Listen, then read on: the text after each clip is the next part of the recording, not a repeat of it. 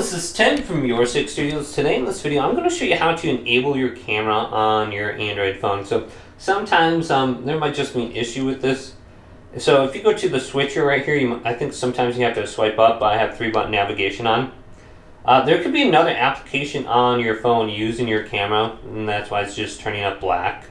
So you can just close all, and then you can just go to the top right and go to options and scroll on down to apps. So camera is listed as an app, so we can just select it under here, and we can re-enable it. So let's go to camera. Here it is. We can select it, and then we can go on down to the option in here. You can force stop it.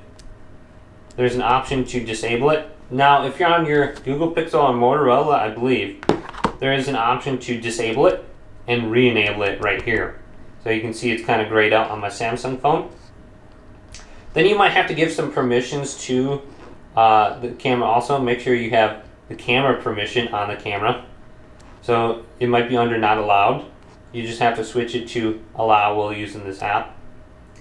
And then you should be able to use that as well.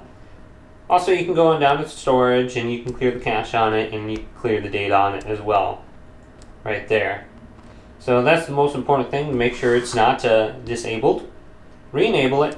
Come in here, clear the cache, and then make sure the permissions are granted for the camera app to be used. So the only thing I have turned off is the location.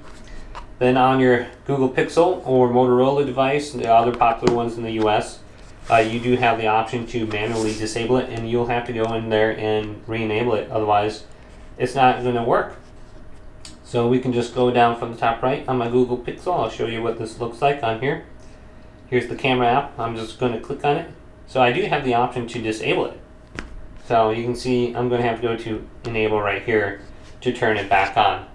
And then you also have the option to uninstall updates. You could try doing that too if it's not working.